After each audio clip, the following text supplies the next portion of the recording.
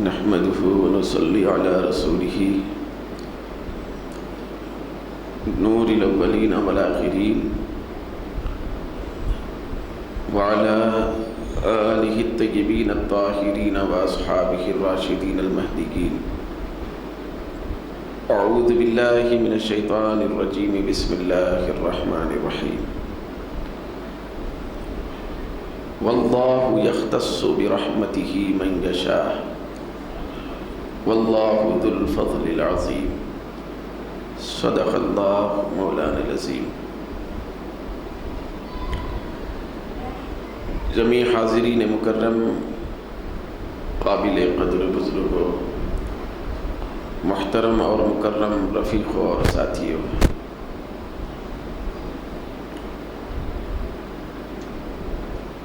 آج کے خصوصی درس کے موقع پر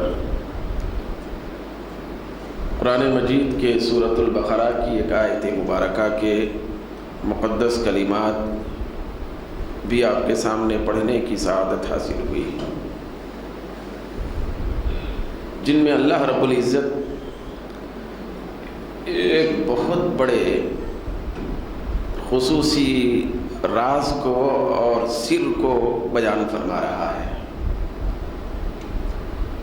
اور اللہ تبارک و تعالی اپنی خصوصی عنایت، پھر اپنے لطف و کرم کے خصوصی انداز کو ان کلمات مقدسہ میں اجاگر کر رہا ہے۔ چنانچہ وہ فرماتا ہے کہ واللہ یختص برحمتہ من یشاء، اور اللہ جس کو چاہتا ہے اپنی رحمت سے خاص بنا لیتا ہے یا اپنی رحمت کے ساتھ خاص کر دیتا ہے، اور اللہ بڑے فضل والا ہے۔ اللہ تبارک و تعالیٰ کی دنیا و آخرت میں کی جانے والی، دی جانے والی رحمتوں کی بہت بڑی تعداد، جس کا شمار نہیں کیا جا سکتا، اور پوری کائناتوں میں، دنیا میں، آخرت میں اللہ کی رحمت کے بغیر کسی قسم کا کوئی نہ عمل ہو سکتا ہے، نہ کوئی حرکت ہو سکتی ہے، نہ سکون ہو سکتا ہے۔ سب کچھ اللہ تبارک و تعالیٰ کی رحمت پر منحصر ہے، مگر اللہ تبارک و تعالیٰ کی جو رحمت ہے اس کو اس نے دو حصوں میں تقسیم فرمایا ہے۔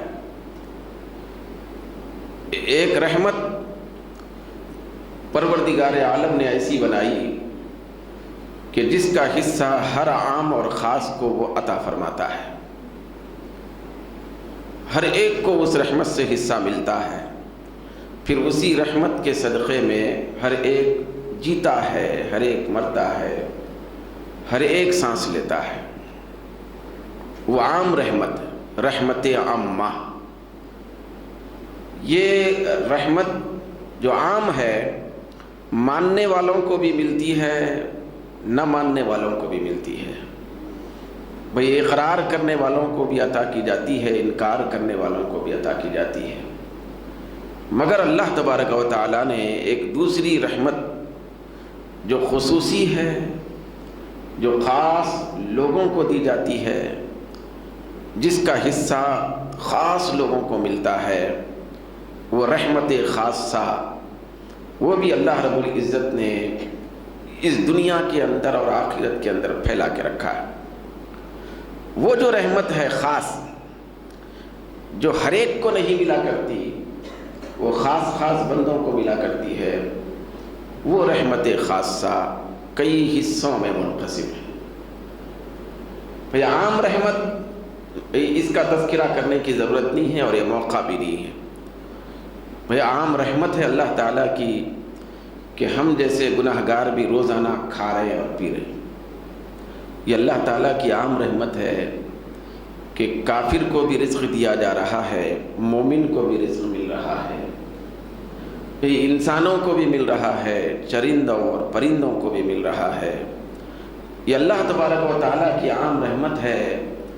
ہوا کی شکل میں ہر ایک کو ہوا مل رہی ہے، بارش کی شکل میں ہر ایک کو بارش مل رہی ہے، ہر ایک کو پانی مل رہا ہے، ہر ایک کو صحت مل رہی ہے، ہر ایک کو جسم ملا ہے، ہر ایک کے لیے بہت ساری چیزیں اللہ رب العزت نے سجا کے رکھی ہیں۔ یہ عام رحمت کے تحت میں آتی ہے۔ ٹھیک اسی طریقے سے جو خاص رحمت ہے وہ خاص بندوں کو ملتی ہے، اس کا انکار نہیں کیا جا سکتا، کیونکہ قرآن مجید نے بڑے واضح الفاظ میں فرمایا واللہ یختص برحمتہ من یشاء، بھئی اللہ تعالیٰ جس کو چاہتا ہے اپنی رحمت کے ساتھ بالکل خاص کر لیتا ہے۔ بھئی اللہ رب العزت جس پر مہربانی فرما کر خاص رحمت کا حصہ دینا چاہے وہ دیتا ہے۔ کیوں؟ اس لیے کہ واللہ ذو الفضل العظیم، بھئی اللہ تعالیٰ بڑے فضل والا ہے۔ تو اللہ تعالیٰ خاص رحمت بندوں کو عطا فرماتا ہے، فرشتوں کو بھی عطا فرماتا ہے، جنات کو بھی عطا فرماتا ہے۔ تو خاص لوگوں کو چن کے اس خاص رحمت کو اللہ رب العزت ان میں پھیلاتا ہے۔ تو خاص رحمت میں سب سے بڑی خصوصی رحمت جو بندوں کو اللہ رب العزت عطا فرماتا ہے وہ وحی کی رحمت ہے، نبوت کی رحمت ہے، رسالت کی رحمت ہے۔ خاص رحمت یہ نبیوں کو دی جاتی ہے، رسولوں کو دی جاتی ہے، پھر یہ خاص رحمت پروردگار عالم وحی کی شکل میں خاص سے خاص نبیوں کو، رسولوں کو، خاص بندوں کو عطا فرماتا ہے۔ پھر اس کے بعد یہ خاص رحمت مزید اور درجوں میں تقسیم ہوتی ہے، تو ولیوں کو ولایت کی شکل میں دی جاتی ہے۔ خاص رحمت نبیوں کو نبوت کی شکل میں، پھر رسولوں کو رسالت کی شکل میں، پھر ولیوں کو ولایت کی شکل میں، پھر ولیوں کو کرامت کی شکل میں، پھر انہی ولیوں کو حکمت کی شکل میں دی جاتی ہے۔ یہ سب اللہ رب العزت نے قرآن مجید میں بیان فرمایا، پھر ہمارے آقا صلی اللہ علیہ وسلم نے احادیث میں بھی بیان فرمایا، جس کا خلاصہ میں آپ کے سامنے عرض کر رہا ہوں۔ تو اللہ تبارک و تعالی جو خاص رحمت نبیوں کو دیتا ہے نبوت کی شکل میں، رسولوں کو دیتا ہے رسالت کی شکل میں، حکمت کی شکل میں، انہی کے فیض سے، بھئی انہی کے ذریعے، نبیوں اور رسولوں کے ذریعے، بھئی ان کے خاص متبعین، اتباع کرنے والے، پھر ان کی خاص فرما برداری کرنے والے، خاص الخاص بندوں یعنی ولیوں کو، صالحوں کو، پھر اللہ تعالیٰ کے خاص مقرب بندوں کو عطا فرماتا ہے۔ وہ ولیوں کو دی جانے والی رحمت ہے۔ یہ جو ولیوں کو دی جانے والی رحمت ہے تو اس کا اظہار کبھی عظمت کی شکل میں کرامت کے ذریعے سے ظاہر ہوتا ہے، پھر کبھی ان کے تقوی پرہیزگاری کے ذریعے سے ظاہر ہوتا ہے، کبھی ان کے چہروں سے ظاہر ہوتا ہے کہ اللہ تبارک و تعالیٰ نے ان بندوں کو اپنی خاص رحمت کا حامل بنا دیا ہے۔ یہ ساری چیزیں احادیث میں ذکر کی گئی۔ چنانچہ ایک حدیث شریف میں سرکار دو عالم صلی اللہ علیہ وسلم نے ارشاد فرمایا کہ اللہ کے نیک بندوں اور اللہ کے ولیوں کی علامت یہ ہے کہ اذا رؤوا ذکر اللہ، جب ان کے چہروں کو دیکھا جاتا ہے تو اللہ رب العزت یاد آ جاتا ہے۔ مطلب ان کے چہروں کی زیارت یہ اللہ تبارک و تعالیٰ کی قربت اور اللہ تبارک و تعالیٰ کے جلوے اور تجلیات کی زیارت کے مترادف ہوتی ہے۔ بھئی ادھر ولی کے چہرے کو دیکھے تو ادھر خدا کی یاد آ گئی، اسی کو ولی کہتے ہیں۔ کبھی خشیت کی شکل میں ظاہر ہوتا ہے وہ خاص رحمت کا معاملہ، کبھی کرامت کی شکل میں ظاہر ہوتا ہے، کبھی رضا کی شکل میں ظاہر ہوتا ہے، کبھی محبت کی شکل میں ظاہر ہوتا ہے، کبھی مشقت کی شکل میں ظاہر ہوتا ہے، کبھی استقامت کی شکل میں ظاہر ہوتا ہے، کبھی نورانیت کی شکل میں ظاہر ہوتا ہے، کبھی سخاوت کی شکل میں ظاہر ہوتا ہے۔ غرض کہ اللہ تعالیٰ کی خاص رحمت جب اپنے خاص بندوں کو ملتی ہے اور دی جاتی ہے تو اس کے اظہار کے کئی راستے اور کئی پہلو اور کئی شکلیں، کسی کو کسی شکل سے ظاہر کرتا ہے، کسی کو کسی شکل سے ظاہر کرتا ہے۔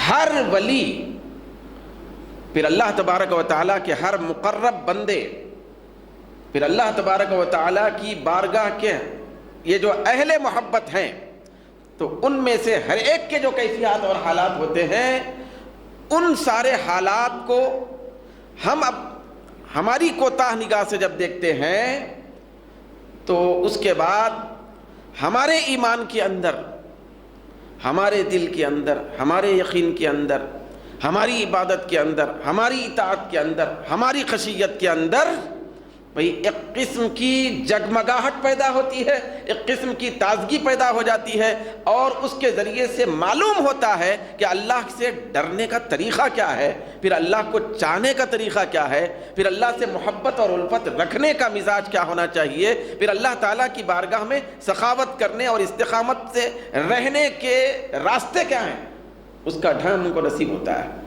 وہ خاص اہل محبت، پھر اہل طریقت، پھر اہل شریعت، وہ اہل کرامت، پھر اہل عزت کو دیکھنے کے بعد ہماری زندگیوں کے لیے ایک بہت بڑا سرمایہ، بہت بڑا اسوہ نصیب ہوتا ہے۔ تو اللہ تبارک و تعالی جب اپنے بندوں کو خاص رحمت سے نوازتا ہے، ولایت دے کر، کرامت دے کر، عظمت دے کر، عزت دے کر، تو ان کو ہم میں رکھتا ہے، ان کو ہم میں رکھتا ہے، سماج میں رکھتا ہے، لوگوں میں رکھتا ہے، طبقوں میں اور جماعتوں میں ان کو رکھتا ہے۔ لوگ ان کو پہچانتے نہیں ہوں گے مگر رکھتا ضرور ہے۔ وہ رکھتا اس لیے ہے کہ جو بندے عام رحمت لے رہے ہیں، بھئی عام رحمت پانی کی ہے، کھانے کی ہے، رزق کی ہے، صحت کی ہے، دانائی کی ہے، شعور کی ہے، عقل کی ہے، یہ جو عام رحمتیں لے رہے ہیں، عام رحمتوں کا سرمایہ اور ثروت حاصل کر رہے ہیں، حاصل کرنے کے باوجود اللہ تعالیٰ کی شکر گزاری کے حامل نہیں بن رہے ہیں، پھر اللہ کی یاد سے ان کے سینے خالی ہیں اور ان کے دل ظلمت کدہ ہیں، تو ان لوگوں کو خاص لوگوں کے ساتھ رہ کر، ان کو دیکھ کر، ان کے انداز زندگی کو سمجھ کر زندگی گزارنے کا طریقہ مل جائے، وہ بھی اللہ کے خاص بندے بننے کی کوشش کریں۔ پروردگار عالم اپنے خاص بندوں کو عام بندوں میں چھپا کے رکھتا ہے، پھر اس کے بعد چھپا کے رکھنے کے ساتھ ساتھ وہ اپنی طرف سے ان کا اعلان کرتا ہے۔ ان کا اعلان کہ یہ خاص بندے ہیں، یہ اہل ولایت ہیں، یہ اہل محبت ہیں، یہ اللہ تبارک و تعالیٰ کے پاس چلنے کے سلوک کی منزلیں طے کرنے والے لوگ ہیں۔ یہ دنیا والے اس کا اظہار نہیں کرتے، دنیا والے بعد میں اظہار کرتے ہیں، پہلے خالق کائنات عرش سے ان کا اعلان کرتا ہے۔ پھر یہ قرآن مجید میں آیا ہے، پروردگار عالم نے فرمایا ان الذین آمنوا وعملوا الصالحات سیجعل لهم الرحمن ودا۔ اللہ فرماتا ہے کہ بے شک جو لوگ صاحب ایمان ہیں، پھر نیک عمل کرنے والے ہیں، نیک عمل، پکے سچے نیک عمل کرنے والے ہیں، تو یہ ایسے خوش نصیب لوگ ہوتے ہیں کہ رحمان ان کی محبت لوگوں کے دلوں میں ڈال دیتا ہے، لوگوں کے اندر ان کو شہرت عطا فرماتا ہے۔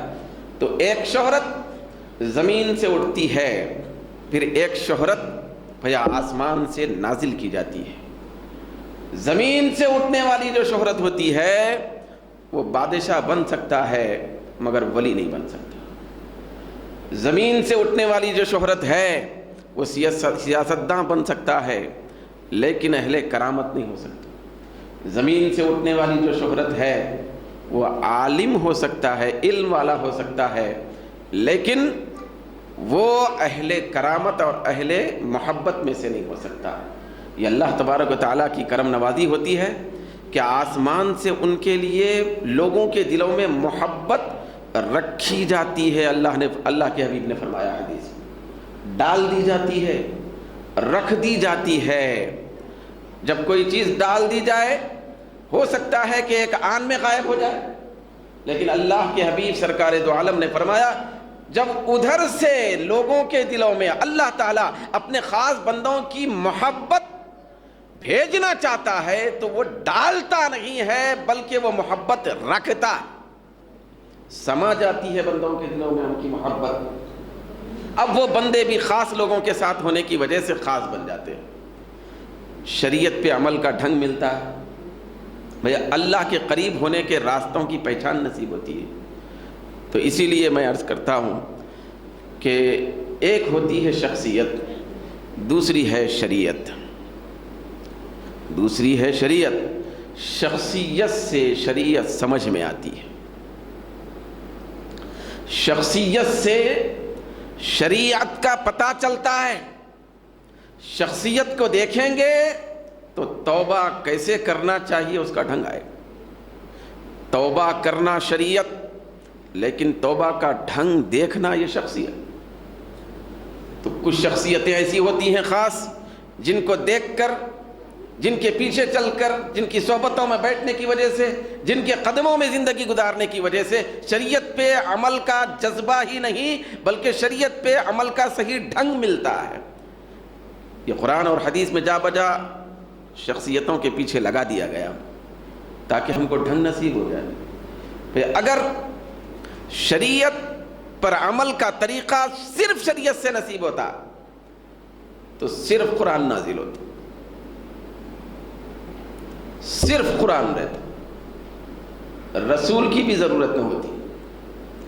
پہلے شخصیت کو بھیجا خالق کائنات اور بھیجتا ہے. پوری تاریخ گواہ ہے. پہلے شخصیت بھیجی جاتی ہے، بعد میں شریعت بھیجی جاتی ہے تاکہ لوگ اس شخصیت کے ذریعے سے شریعت کو پہچانیں. یہی دستور، یہی قانون قیامت تک چلنے والا ہے. سرکار دو عالم صلی اللہ علیہ وسلم نے ارشاد فرمایا کہ علماء امتی کا انبیاء بنی اسرائیل. میری امت کے علماء جو نیک علماء ہیں، جو مقبول ہیں، جو اللہ تبارک و تعالیٰ کے رسول کے پکے متبع سنت ہیں، جو مقبولین اور محبوبین میں شمار کیے جاتے ہیں، وہ بنی اسرائیل کے نبیوں کی طرح کس میں؟ قابل تقلید ہونے میں، نمونہ بننے میں، اسوہ بننے میں، پھر ایک آئیڈیل بننے میں، ایک مثال بننے میں، کہ لوگ نبیوں کو دیکھ کر خدا تک پہنچنے کے راستے پہ چلتے تھے.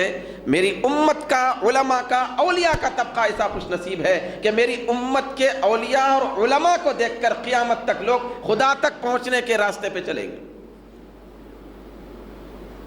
اور جس شخصیت کے ذریعے سے خدا تک پہنچنے کا ڈھنگ نصیب نہ ہو، وہ شخصیت ولی نہیں ہو سکتی.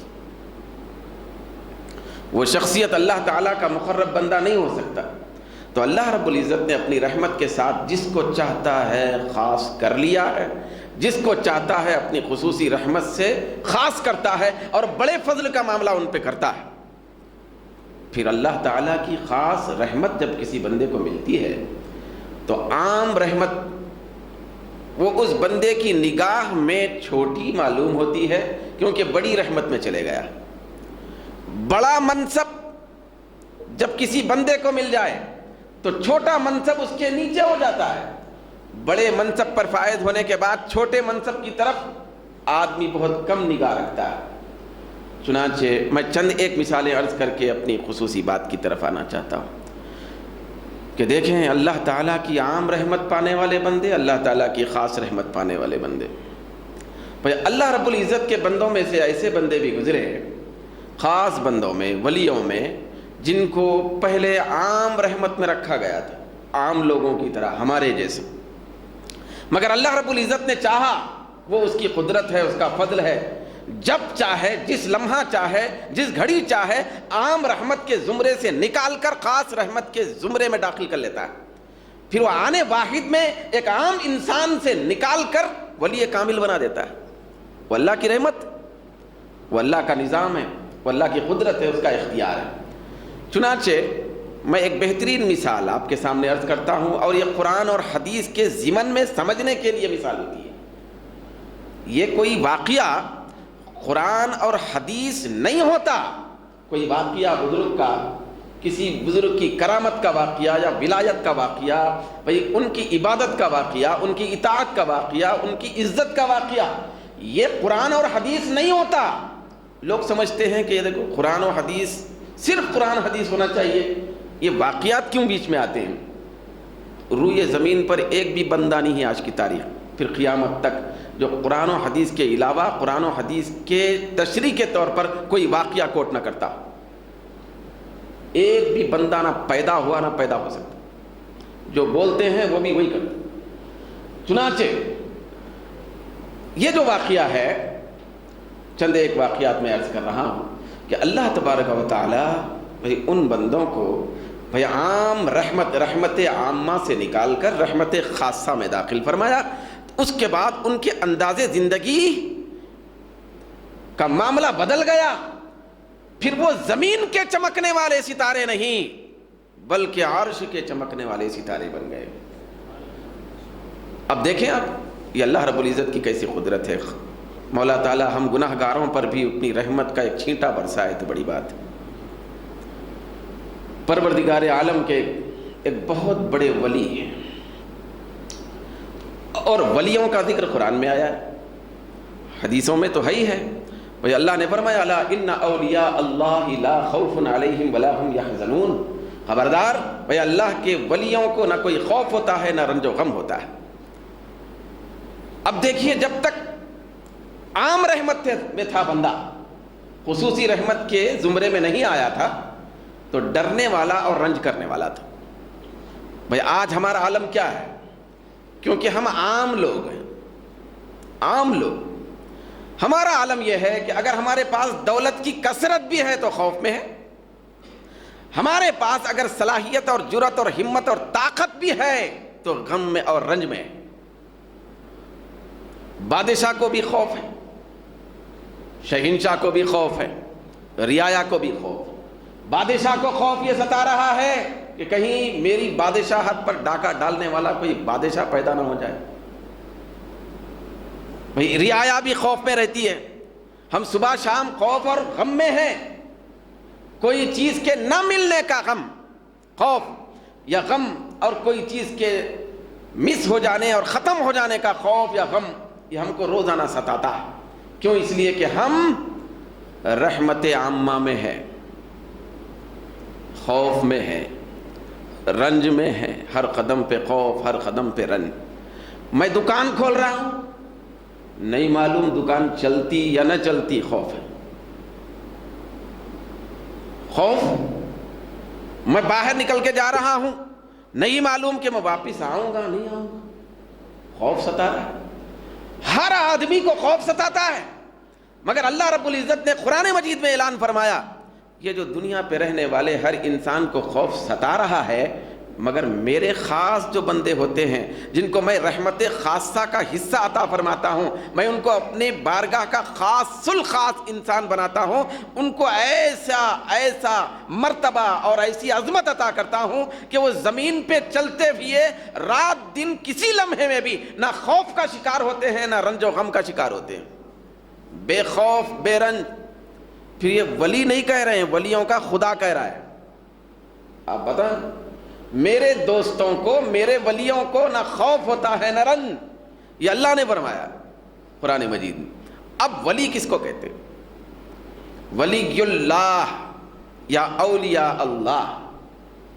یہ ولی اللہ، ولی کے معنی ہے دوست، پھر ولی کے معنی ہے مددگار، پھر ولی کے معنی ہے قریب، پھر اور بھی معنی آتے ہیں۔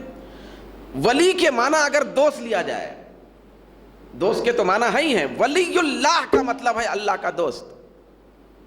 آپ دیکھیں بھائی اللہ کا دوست، ولی ایک عام انسانوں میں رہنے والا انسان نظر آتا ہے، مگر اللہ تبارک و تعالی اس کو اپنا دوست بنا لیا ہوتا ہے۔ وہ زمین پہ چلتے ہوئے اللہ کا دوست، وہ اللہ کی دوستی میں زندگی گزارتا ہے۔ جب اللہ تبارک و تعالیٰ کسی بندے کو اپنا دوست بنا لے تو اسی دوست بنانے کو رحمت خاصہ میں شامل اور داخل کرنا ہے، دوست بنا کے داخل کرتا ہے رحمت خاصہ میں، خاص رحمت سے اس کو ہمکنار کرتا ہے۔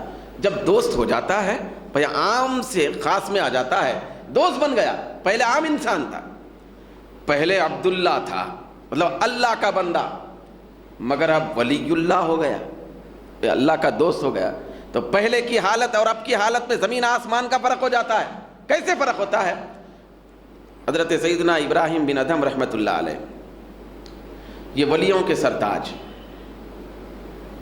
ولیوں کا جہاں ذکر ہو وہاں حضرت ابراہیم علیہ السلام، ابراہیم بن ادھم رحمۃ اللہ علیہ کا تذکرہ نہ ہو، ایسا ہو ہی نہیں سکتا۔ حضرت ابراہیم بن ادھم رحمۃ اللہ علیہ یہ بلخ کے بادشاہ تھے، کیا تھے؟ مقام بلخ کے بادشاہ اور حاکم تھے، سلطنت تھی ہاتھ میں، مگر اللہ رب العزت نے چاہا، کیونکہ فضل عظیم رکھنے والا رب ہے، اس نے چاہا کہ اس بندے کو، ابراہیم بن ادھم کو، بھئی عام رحمت سے نکال کر خاص رحمت میں داخل کرے۔ جب اللہ رب العزت کی مرضی ہوئی تو حضرت ابراہیم بن ادھم رحمۃ اللہ علیہ سلطنت اور بادشاہت چھوڑ کر فقیر بن گئے، شہر کی زندگی چھوڑ کر جنگل کی زندگی میں آ گئے، شاہانہ لباس چھوڑ کر فقیرانہ لباس میں آ گئے۔ پھر ایک مرتبہ ایسا بھی ہوا، یہ اصل میں بنیاد آپ کے سامنے عرض کر رہا ہوں۔ حضرت ابراہیم بن ادھم رحمۃ اللہ علیہ بادشاہ تھے، دنیا کے بادشاہ تھے، مگر ان کی جب کایا پلٹ گئی، رحمت خاصہ میں داخل ہوئے، تو ان کی زندگی کے عادات و اطوار بدل گئے۔ تو ایک مرتبہ وہ دریا کے کنارے اپنے پرانے جبے کو اور کرتے کو پیون لگاتے ہوئے، سوئی لے کر پیون لگاتے بیٹھے تھے، دریا کے کنارے بیٹھے۔ اتفاق سے اسی وقت وہاں سے ایک شخص ایسا گزر رہا تھا جو حضرت ابراہیم بن ادھم رحمۃ اللہ علیہ کو سلطنت اور شاہی کے دور میں دیکھا تھا۔ مقام بلخ کا بادشاہ دریا کے کنارے پھٹے پرانے لباس کو سیتا ہوا بیٹھا ہوا ہے۔ حضرت ابراہیم بن ادھم رحمۃ اللہ علیہ کی اس کیفیت کو دیکھ کر اس شخص نے کہا، کتنا افسوس ہے آپ کی زندگی پر، اچھی خاصی شہنشاہی چھوڑ کر یہ فقیری میں آ گئے اور اپنے ہاتھوں سے اپنے کرتے کے پھٹے ہوئے حصے کو سینے پر مجبور ہو گئے۔ کتنی اچھی پیاری زندگی تھی، خوشحال زندگی، خوشحال زندگی سے بدحالی میں آئے ہو۔ حضرت ابراہیم بن ادھم رحمۃ اللہ علیہ نے اس کو سمجھانے کے لیے فرمایا، تھوڑی دیر سے سمجھا، تھوڑی دیر ٹھہر جا، میں ابھی بتاتا ہوں کہ اب کی زندگی بہتر ہے یا پہلے کی زندگی بہتر تھی۔ حضرت ابراہیم بن ادھم رحمۃ اللہ علیہ کے ہاتھ میں سوئی تھی، وہ فوراً سوئی لے کر دریا میں پھینک دی۔ سوئی جب دریا میں پھینکی آپ نے، تھوڑی دیر کے بعد آپ نے فرمایا دریا سے، اور اللہ تعالیٰ کے خاص بندے جب اللہ کے دوست ہیں تو ان کو رحمت خاصہ سے جب حصہ ملتا ہے تو وہ بولتے بھی ہیں تو اللہ کی طرف سے بولتے ہیں، بھئی ان کی زبان کی حرکت یہ اللہ کی طرف سے ہوتی ہے۔ جو حدیث شریف آپ نے سنا ہوگا بارہا، حدیث قدسی ہے کہ اللہ فرماتا ہے کہ جب کوئی بندہ نوافل کے ذریعے سے میری قربت حاصل کر لیتا ہے، میں اس کی زبان بن جاتا ہوں جس سے وہ بولتا ہے۔ بندے کی زبان ہوتی ہے لیکن زبان میں قدرت خدا کی چلتی ہے۔ حضرت ابراہیم بن ادھم رحمۃ اللہ علیہ نے سوئی ڈال کر ارشاد فرمایا دریا سے، اے دریا، اے پانی، مجھے میری سوئی واپس کر دے۔ بھلا دریا میں سے سوئی کیسے نکلی؟ لیکن آنے واحد میں اس شخص نے اپنے سر کی آنکھوں سے دیکھا کہ پورے دریا کی مچھلیاں سونے کی سوئیاں اپنے منہوں میں لے کر حضرت ابراہیم بن ادھم رحمۃ اللہ علیہ کی خدمت میں حاضر ہو گئی۔ اس پر تعجب کی انتہا نہ رہی اس شخص کو، وہ حیرت میں پڑ گیا۔ تو ابراہیم بن ادھم رحمۃ اللہ علیہ نے مسکرا کر کہا، اب بتا وہ شہنشاہی بہتر تھی یا فقیری بہتر ہے؟ یہ دیکھنے میں فقیری ہے لیکن یہی اصل شہنشاہی ہے۔ ایسا کوئی دنیا میں بادشاہ جو اپنے لبوں کو ہلا کر مچھلیوں سے اپنی کوئی چیز کو طلب کر سکتا؟ تو اصل میں اللہ تبارک و تعالیٰ جب کسی بندے کو عام رحمت سے نکال کر خاص رحمت میں داخل کرتا ہے تو وہی اصل میں عظمت اور شان ہوتی ہے۔ اور اگرچہ دنیا والوں کی نگاہ میں وہ کمتری ہوگی، بدحالی ہوگی، لیکن اصل میں وہی خوشحالی ہوتی ہے۔ اب دیکھیں آپ اللہ تعالیٰ کا کیسا فضل ہوتا ہے، فضل عظیم ہوتا ہے کہ بندے کو کہاں سے کہاں پہنچا دیتا ہے۔ حضرت ذوالنون مصری رحمۃ اللہ علیہ، نون حضرت ذوالنون مصری رحمۃ اللہ علیہ، یہ بھی اولیاء اکرام کی صف کے پہلے صف کے بزرگان دین میں سے، ولیوں میں سے۔ نون کے معنی آتے ہیں موتی، حضرت ذوالنون مصری رحمۃ اللہ علیہ بھی دریا کے کنارے تشریف فرما ہے. پھر ایک کشتی روانہ ہونے لگی تو آپ کشتی میں بیٹھ گئے. جب کشتی میں تشریف رکھے تو اس کشتی میں بیٹھے ہوئے لوگ شریر قسم کے تھے, طبیعت میں شرارت تھی, مزاج میں شرارت تھی. جیسے ہی آپ بیٹھے تو وہ لوگ آپ کو ستانے لگے کہ یہ کوئی فقیر ہماری کشتی میں کیسے آیا. حضرت ذوالنون مصری رحمۃ اللہ علیہ سب کچھ تحمل کے ساتھ برداشت کرتے رہے. پھر ایسا موقع بھی آیا کہ ایک شخص نے اٹھ کر کہا کہ میرے پاس موتیوں کا ہار تھا, اب وہ موتیوں کے ہار میں سے ایک موتی کسی نے چرا لیے کشتی میں. پھر اس کے بعد سارے لوگ جو شرارتی تھے وہ کہنے لگے ہو سکتا ہے کہ اسی فقیر نے لیا ہے.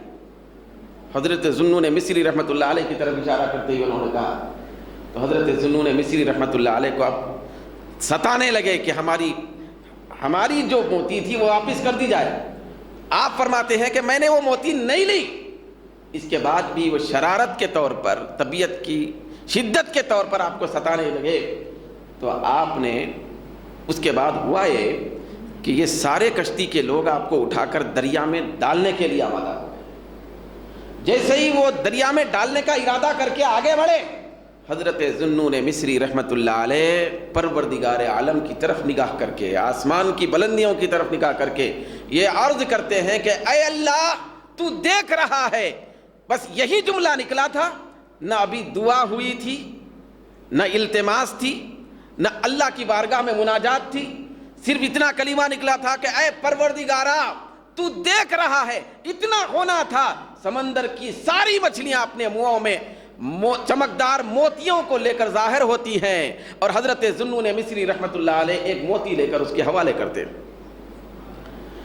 لوگ تعجب میں پڑ گئے, معذرت کرنے لگے, معافی مانگنے لگے. تو آپ نے فرمایا معافی مانگنے کی ضرورت نہیں ہے, میں نے سب کو معاف کر دیا ہے. اس کے بعد سے آپ کا لقب پڑ گیا تھا ذوالنون, موتی والے.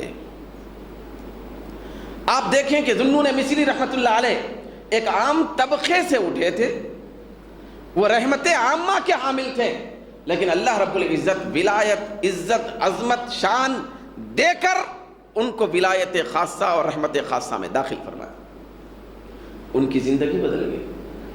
کبھی کبھی ایسا یہ جو من یشاء کا لفظ ہے, اس کو میں سمجھانے کے لیے اور سمجھنے کے لیے عرض کر رہا ہوں. اللہ جس کو چاہتا ہے اپنی رحمت خاصہ میں داخل کرتا ہے, جس کو چاہتا ہے. یہ جس کو چاہتا میں ایسا بھی ہوتا ہے, شاگرد کو رحمت خاصہ میں رکھتا ہے, استاذ کو رحمت عامہ میں ڈالتا ہے. وہ اس کا فضل ہے, وہ جیسا چاہتا ہے ویسا کرتا ہے. چنانچہ حضرت سیدنا حبیب عجمی رحمۃ اللہ علیہ, یہ میں جو بزرگان دین اور اولیاء کبار کے نام لے رہا ہوں, یہ وہ ہستیاں ہیں کہ جن کی ٹھوکروں سے لوگوں کو ولایت ملتی. حضرت سیدنا حبیب عجمی رحمۃ اللہ علیہ, یہ عجم کے رہنے والے, عجمی, ایک فقیر, مگر اللہ تبارک و تعالیٰ کی بارگاہ سے ایسی لو لگی ہوئی کہ اللہ نے ان کو اپنا حبیب بنا لیا تھا, چن لیا تھا, رحمت خاصہ میں داخل کر لیا تھا. ایک مرتبہ حضرت حسن بصری رضی اللہ تعالیٰ عنہ, جو حضرت حبیب عجمی رحمۃ اللہ علیہ کے استاذ, حضرت حسن بصری بہت بڑے پائے کے ولی بھی ہیں, عالم بھی ہیں, مفسر بھی ہیں, محدث بھی ہیں, فقیہ بھی ہیں. حضرت حسن بصری رحمۃ اللہ علیہ ایک راستے سے گزرتے ہوئے حضرت حبیب عجمی رحمۃ اللہ علیہ کی مسجد کے سامنے سے جانے لگے. مغرب کی نماز کا وقت تھا, اندر داخل ہو گئے. حضرت حبیب عجمی رحمۃ اللہ علیہ مصلی پر کھڑے ہو کر جماعت کرا رہے, مگر چونکہ آپ عجم سے تعلق رکھتے تھے تو قرآن مجید کی صورتیں اس انداز سے نہیں پڑھ سکتے تھے ابھی جس انداز سے ایک عربی پڑھتا ہے. زبان میں کچھ لکونت بھی تھی, تو آپ اتنے اچھے ڈھنگ اور معیار سے قرآن کی تلاوت نہیں کر رہے تھے. حضرت حسن بصری تو مفسر, محدث, علامہ, مجتہد, انہوں نے جب قرآن کو سنا تو الگ ہٹ کے, الگ سے نماز پڑھ کے, منفرد طور پر نماز ادا کر کے وہ اپنے گھر کو چلے گئے کہ میں اس کے پیچھے کیا نماز پڑھوں. جب گھر گئے, یہ کئی اولیاء اکرام نے واقعہ نقل فرمایا, میں نے عرض کیا کہ یہ جو واقعات ہوتے ہیں یہ دراصل قرآن و حدیث کی تشریح اور اس کی تفسیر ہوتے ہیں۔ اللہ تعالیٰ جب کسی بندے کو چن لیتا ہے اور خاص بنا لیتا ہے، اس کے اوپر کیسے کیسے حالات کو طاری کرتا ہے، کتنا معزز بناتا ہے۔ گھر کو چلے گئے حضرت حسن بصری، کیونکہ علم کا ایک ترا تھا، علامہ وقت تھے، بہت بڑا نام ہے حضرت حسن بصری کا۔ گھر جانے کے بعد جب آرام کرنے لگے، خواب میں پروردگار عالم کا دیدار ہو، تو عرض کرنے لگے مولا بڑا خوش قسمت ہوں کہ تیرے تجلیات کا دیدار کر رہا ہوں، مگر ایک گزارش ہے، عرض یہ ہے کہ تیری رضا اور خوشنودی حاصل کرنے کا راستہ کیا ہے؟ تو اللہ رب العزت نے فرمایا کہ اے حسن، وہ راستہ مغرب کی نماز میں مل گیا تھا، مجھے راضی کرنے کا طریقہ مل گیا تھا، لیکن تو نے کھو دیا۔ تو آپ نے عرض کیا مولا کیا بات ہے؟ تو اللہ رب العزت کا ارشاد ہوتا ہے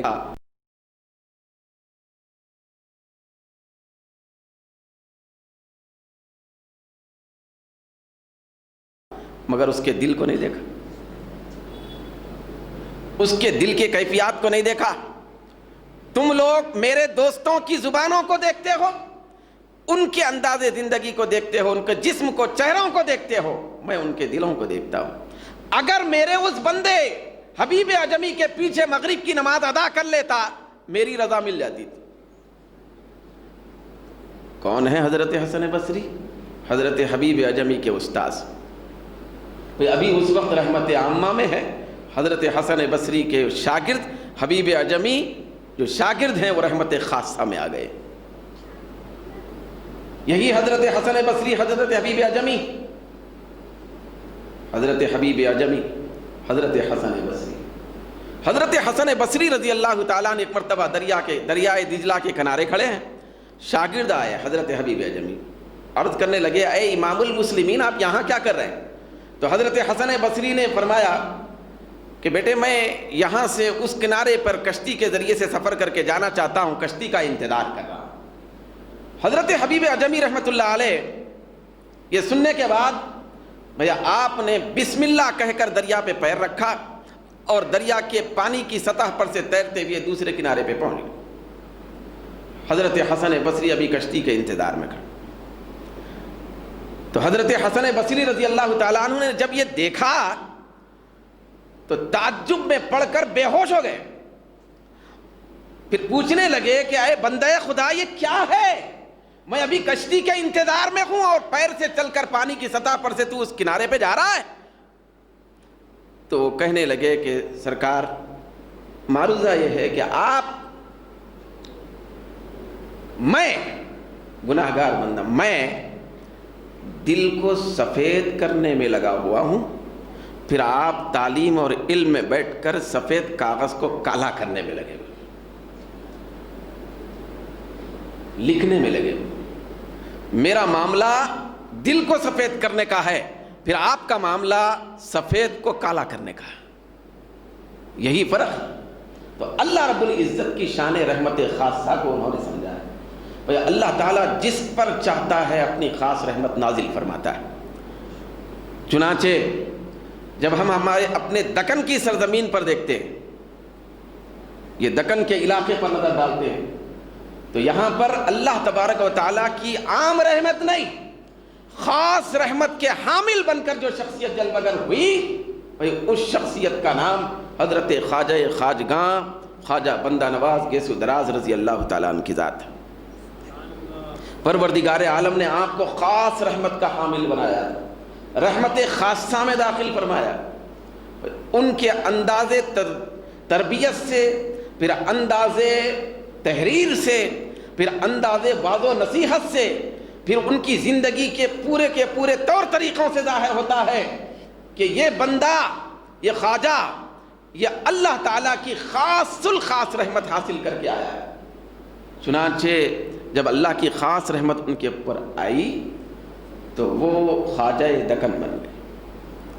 یہ حضرت خواجہ بندہ نواز گیسو دراز رضی اللہ تعالیٰ عنہ یہ ایسی عظیم المرتبہ شخصیت ہیں کہ ابھی میں نے جتنے بزرگان دین کے نام لیے اور ہزاروں لاکھوں اولیاء اکرام کے نام مخفی ہیں، ایسا سمجھیں کہ حضرت خواجہ بندہ نواز کے سدراز رضی اللہ تعالیٰ عنہ، چاہے حضرت حسن بصری ہوں، چاہے حضرت بشر حافی ہوں، چاہے ذوالنون مصری ہوں، چاہے امام غزالی ہوں، چاہے وقت کے بڑے بڑے حکماء ہوں، چاہے وقت کے بڑے بڑے مجتہدین ہوں، چاہے اولیاء مقربین ہوں، صالحین اور محبین ہوں، ان ساروں کی طرف سے نمائندہ بن کر دکن کی سرزمین پر جلوہ گر ہوئی۔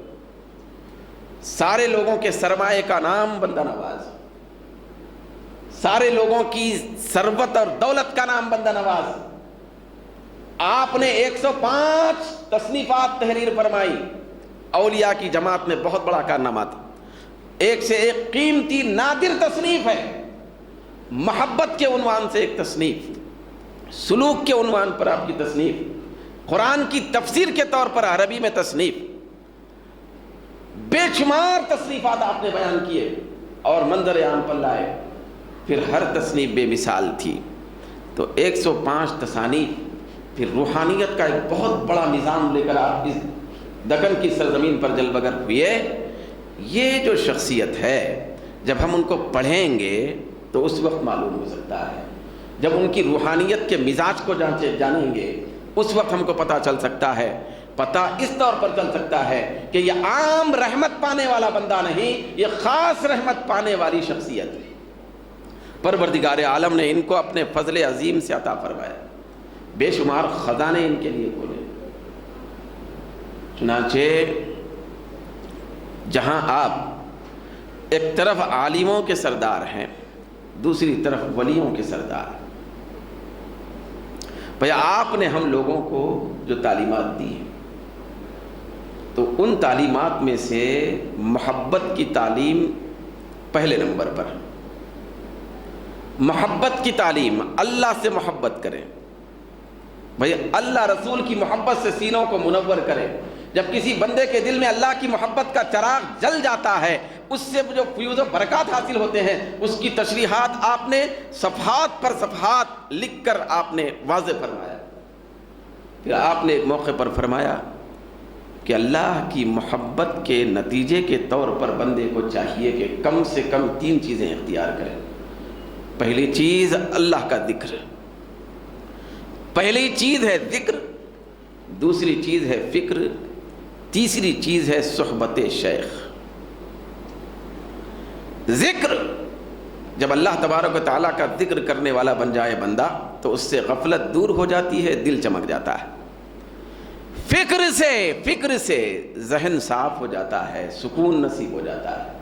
صحبت شیخ سے، میں نے ابھی ابتدائی گفتگو میں عرض کیا تھا، صحبت شیخ سے شریعت بھی سمجھ میں آتی ہے، اللہ کی عظمت بھی سمجھ میں آتی ہے، رسول کی رسالت بھی سمجھ میں آتی ہے، ولایت کا مقام بھی سمجھ میں آتا ہے، صحابہ بھی سمجھ میں آتے ہیں، اور اہل بیت بھی سمجھ میں آتے ہیں، قیامت بھی سمجھ میں آتی ہے، جنت بھی سمجھ میں آتی ہے، عرش بھی سمجھ میں آتا ہے۔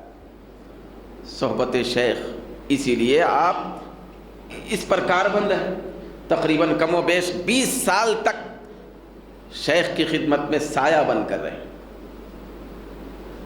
صحبت شیخ میں آپ نے زندگی گزاری، یا اپنے آپ کو فنا کر دیا، تب کہیں جا کر یہ مقام، بلکہ بڑا مقام عطا کیا گیا۔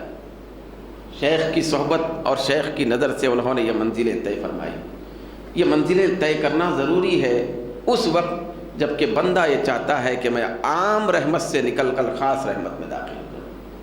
جب اللہ تبارک و تعالیٰ، اب اتنی بڑی خاص رحمت میں تو ہم داخل نہیں ہو سکتے، لیکن ایک خاص رحمت میں داخل ہونا ضروری ہے بخشش کے لیے، یاد رکھیں، ایک خاص رحمت میں داخل ہونا ضروری ہے بخشش اور مغفرت کے لیے۔ بخاری اور مسلم کی متفق علیہ حدیث، حضرت عبداللہ بن مسعود رضی اللہ تعالی عنہ روایت کر رہے ہیں کہ سرکار کی خدمت مبارک میں ایک شخص حاضر ہوا، اس کے بعد عرض کرنے لگا، کیف تقول فی رجل یا رسول اللہ، کیف تقول فی رجل احب قوما ولم یلحق بہم۔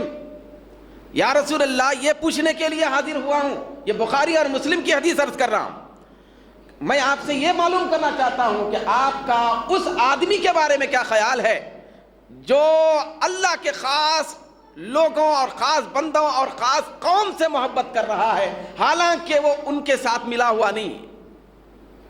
بھئی اللہ کے خاص دوستوں سے محبت کر رہا ہے، ان کے ساتھ ابھی ملا ہوا نہیں ہے، مطلب اتنے درجے کا نہیں، نہ علم میں ان کے درجے کا ہے، نہ عمل میں ان کے درجے کا ہے، نہ مجاہدات میں ان کے درجے کا ہے، نہ ریاضات میں ان کے درجے کا ہے، نہ سخاوت میں ہے، نہ ریاضت میں ہے، نہ رضا میں ہے، نہ تقوی میں ہے، نہ خشیت میں ہے، نہ خوف میں ہے، نہ محبت میں ہے۔ اس درجے کو پہنچا ہوا تو نہیں ہے، لیکن ایسے درجے والوں سے وہ محبت کر رہا ہے۔ آپ کا اس کے بارے میں کیا خیال ہے؟ تو اللہ کے رسول نے پیارا جملہ فرمایا، اتنا قیمتی جملہ، سرکار نے فرمایا کہ المرء مع من احب۔ یاد رکھنا ہے پوچھنے والے، آدمی قیامت کے دن اسی کے ساتھ رہے گا جس سے وہ محبت کرے گا۔ بھئی اگرچہ اس درجے کو پہنچا تو نہیں ہے، بلکہ اس درجے کی سرحد میں بھی داخل نہیں ہوا، وَلَمْ يَلْحَقْ بِهِمْ، تو ان کے ساتھ تو نہیں ملا، نہ ان کے جیسا علم حاصل کر سکا، نہ ان کے جیسا عمل کر سکا، نہ ان کے جیسی رضا حاصل کر سکا، نہ ان کے جیسا تقوی حاصل کر سکا، نہ ان کے جیسا نیکی کر سکا، لیکن محبت کرنے والا تھا۔ تو سرکار دو عالم نے ارشاد فرمایا کہ محبت کی بنیاد پر وہ انہی کے ساتھ جنت میں داخل ہوگا۔ ایک بہت بڑا سرمایہ ہمارے لیے سرکار نے بیان فرمایا۔ پھر ایک اور حدیث میں تو یہاں تک آیا ہوا ہے، اس حدیث سے ہٹ کر وہ الگ حدیث ہے مختلف، میں اس کا صرف نچوڑ عرض کر رہا ہوں۔ اسی طریقے کی گفتگو تھی، حضور کے سامنے ہوئی تھی، تو صحابہ فرماتے ہیں یہ جو جس کے ساتھ محبت کرے گا اسی کے ساتھ رہے گا، جو جملہ سرکار نے فرمایا، تو اس جملے کے فرمانے کے بعد صحابہ کہتے ہیں کہ اس دن صحابہ کو جتنی خوشی ہوئی کبھی نہیں ہوئی تھی۔ صحابہ جتنے خوش ہوئے کبھی اتنے خوش نہیں ہوئے تھے کہ چلو ہمارا بیڑا پار ہو گیا، حالانکہ بیڑا پار ہوئے جو لوگ ہیں، عبادت کرنے والے لوگ ہیں، تقوی کے امام ہیں، محبت کے پیشوا ہیں، معرفت کے مقتدا ہیں، لیکن ان کا اعتماد اور بھروسہ محبت پر ہے۔ اللہ رسول کی محبت اور الفت کو سرمایہ اور ثروت سمجھتے ہیں۔ تو صحابہ کہتے ہیں ہم نے ایسا منظر کبھی نہیں دیکھا کہ اتنی زیادہ صحابہ کو خوشی ہوئی ہو جتنا کہ اس جملے پر خوشی ہوئی کہ آدمی اسی کے ساتھ رہے گا جس سے محبت کرے۔ تو لہذا اللہ کے نیک بندوں، خاص بندوں سے محبت کرنا چاہیے۔ محبت یہ ان کی معیت کی طرف لے جاتی ہے، قیامت کے دن ان کی صحبت سے ہمکنار کرتی ہے۔ پروردگار عالم ہم سب کو جمیع اولیاء اکرام سے، جمیع صحابہ اور اہل بیت سے، جمیع انبیاء اور رسول سے محبت کرنے کی توفیق عطا فرمائے۔ خاص طور پر دکن کی سرزمین پر محسن دکن سید السادات خواجہ خواجگاں حضرت سید محمد خواجہ بندہ نواز گیسو دراز بلند پرواز رضی اللہ تعالیٰ عنہ کی ذات سے بے پناہ محبت کرنے، پھر ان کی تعلیمات پر کما حق و عمل کرنے کی توفیق عطا فرمائے۔ وما علینا الا البلاغ۔